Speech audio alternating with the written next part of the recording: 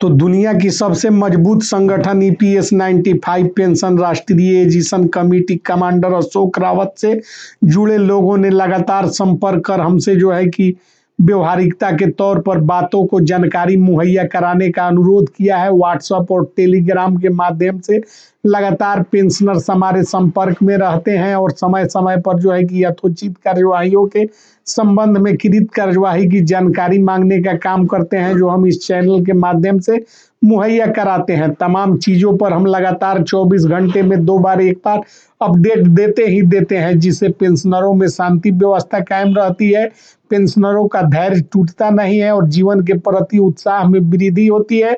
क्योंकि पेंशन संगठन से हम और हमारा परिवार पूरी तरह से जुड़ा हुआ है और संगठन में जो है कि काम करने का काम करते हैं, तो आपको जो है कि सारी जानकारी अभी जो है कि इस वक्त तक ईपीएस 95 पेंशन को लेकर श्रम रोजगार मंत्रालय के तरफ से जो बयान आते हैं, जो बातें बताई जाती है, जो आश्वासन मिलता है, जो पेंशन धारक के संघों को जो बातें कही जाती है, जो आश्वासन दिए जाते हैं और जिन पर कार्यवाहियाँ चल रही है और जो है कि तमाम तरह के अपडेट्स जो हैं वह आपके साथ शेयर करने जा रहे हैं। उससे पहले यदि चैनल पर नए हैं तो चैनल को सब्सक्राइब, वीडियो को लाइक और शेयर करना मत भूलिएगा, क्योंकि यह बहुत ज़रूरी है। शेयर और सब्सक्राइब बिल्कुल फ्री है। तो अपने जो है कि केंद्र सरकार, केंद्र की मोदी सरकार, प्रधानमंत्री नरेंद्र मोदी स्तर, श्रम एवं रोजगार मंत्रालय स्तर जारी अपडेटों के आपके साथ शेयर करने की प्रक्रिया में आगे बढ़ने का काम करते हैं।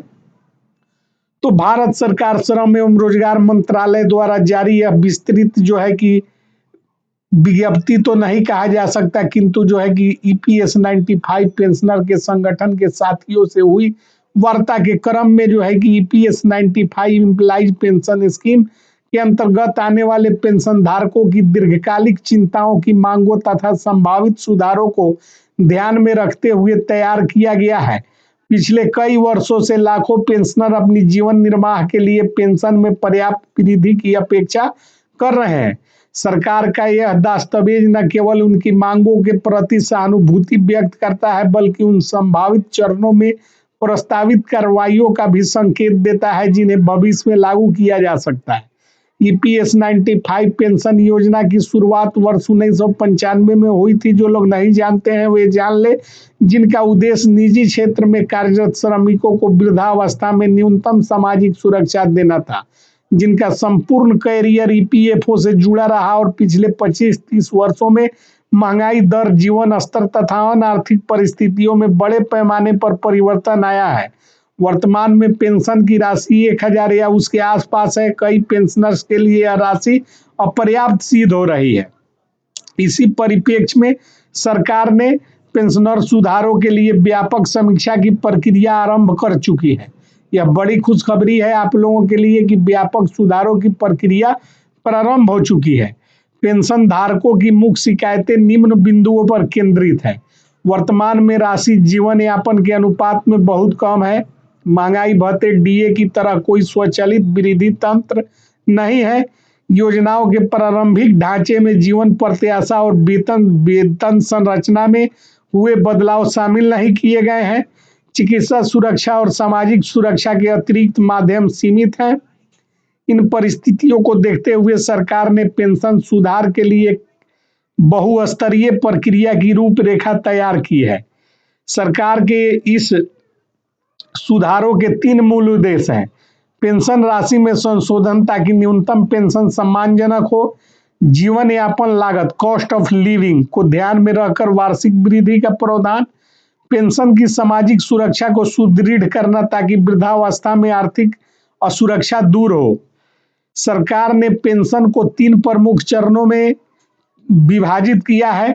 देश भर में 67 लाख से अधिक ईपीएस 95 पेंशन का विस्तृत डेटा संकलित करना, पेंशन वास्तविक और औसत वर्ष स्तर पर आयु वर्ग, स्वास्थ्य स्थिति आदि की सर्वेक्षण, वित्त मंत्रालय और श्रम मंत्रालय के बीच लागत अनुमान तैयार करना, न्यूनतम पेंशन की राशि वृद्धि कर जो है कि जितनी आपकी मांगे हैं उसके अनुरूप करना, महंगाई आधारित स्वचालित वृद्धि प्रणाली पर चर्चा, निधि कर्पस के लिए अतिरिक्त स्रोतों की पहचान जैसे सरकारी अनुदान, नियोक्ता योगदान, निवेश लाभ आदि। समिति की रिपोर्ट को उच्च स्तरीय मंत्रिमंडल उप समिति के पास भेजना, वित्तीय स्वीकृति प्रदान होते ही नियमों में संशोधन कर प्रस्ताव तैयार करना, पेंशनों में संशोधन लागू करना और नए दिशा निर्देशों को जारी करना। इतने सारे बिंदुओं पर केंद्र सरकार की तरफ से श्रम एवं रोजगार मंत्रालय जो है कि स्पष्ट आश्वासन दे रहा है कि जो है कि संभावित प्रक्रिया जो है कि शुरू है और इस पर जो है कि कार्यवाही संभावित है। आपको बता देना चाहते हैं कि ईपीएस 95 योजना में लंबे समय से यह मांग उठती रही है कि पेंशन की राशि महंगाई के अनुसार स्वतः बढ़ना चाहिए। सरकार के रूप में निम्न मॉडल पर विचार कर सकती है: वार्षिक वृद्धि, महंगाई सूचकांक से लिंक, न्यूनतम और अधिकतम सीमा के साथ स्वचालित तंत्र। यह व्यवस्था पेंशनर के लिए स्थिरता को काफी बढ़ा सकता है। उच्च पेंशन मामले में सुप्रीम कोर्ट के निर्णय के क्रम में सरकार एवं संयुक्त समिति ईपीएफओ, श्रम मंत्रालय और वित्त मंत्रालय के माध्यम से उच्च पेंशन की लंबित प्रक्रियाओं को सरल कर सकती है। पेंशनधारकों को पुराने रिकॉर्ड का डिजिटल सत्यापन किया जा सकता है।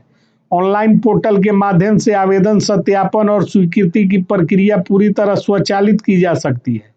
यह सब 4 चरण या 3 चरणों में संभावित सुधारों का हिस्सा हो सकता है। 75 वर्ष से अधिक आयु वालों को अतिरिक्त मासिक सहायता, स्वास्थ्य बीमा में वृद्धि, दिव्यांग पेंशनर्स को अतिरिक्त भाता, पेंशन के लिए प्राथमिक स्वास्थ्य केंद्रों में विशेष सहायता काउंटर आदि पर जो है कि कार्यवाही हो सकता है। ईपीएफओ का फंड मैनेजमेंट मॉडल एक नई युग की आवश्यकताओं के अनुरूप अद्यतन करने की आवश्यकता बताई गई है, जिसे सरकार ने निम्न सुधार कर सकती है: निवेश को सुरक्षित, सरकारी साधनों को बढ़ाना, फंड की पारदर्शिता हेतु वार्षिक रिपोर्ट सार्वजनिक करना, डिजिटल ऑडिट प्रणाली लागू करना और त्रिपक्षीय निगरानी समिति का गठन। श्रम मंत्रालय, वित्त मंत्रालय, पेंशनर प्रतिनिधियों को जो है कि इसका लाभ प्राप्त होगा। सरकार इस वैकल्पिक व्यवस्था के माध्यम से पेंशनधारकों की समस्याओं के प्रति संवेदनशीलता दिखा रही है और जो है कि सुधार प्रक्रिया गतिशील और बहुस्तरीय होगी। आर्थिक संतुलन, सामाजिक सुरक्षा और वित्तीय स्थिरता तीनों का समान महत्व दिया जाएगा।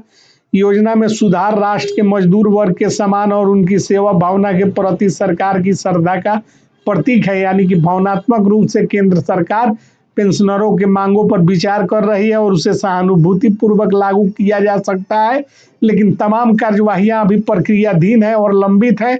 चूंकि जो है कि प्रक्रिया पूर्ण होने में समय लगता है, इस बीच पेंशनरों में जो है कि असहज हो रहे हैं, पेंशनर अपने आप को असहज महसूस कर रहे हैं, धैर्य टूट रहा है। किंतु सरकारी प्रक्रियाओं पर जो है कि हम जैसे लोग जो न्यूज चैनलों पर काम करते हैं प्रभाव डाल सकते हैं। वह भी अपने बयानों और जो है कि सामाजिक मांगों को उठाकर और मीडिया में जो है कि इसे सोशल मीडिया पर चलाकर, इसके अलावा जो है कि कोई कार्यवाही होती है तो वह सरकार के पक्ष और विषय की बात है और अधिकार की बात है। किंतु आप सभी पेंशनरों को आश्वस्त करना चाहते हैं कि कार्यवाही प्रक्रियाधीन है, तो प्रक्रिया एक न एक रोज समाप्त होगी और आपको लाभ प्राप्त होना है। तो जय हिंद, जय भारत। वीडियो को ज़्यादा से ज़्यादा शेयर कीजिए, लाइक कीजिए और चैनल को सब्सक्राइब कीजिए, क्योंकि सब्सक्राइब बिल्कुल फ्री है। जय हिंद, जय भारत।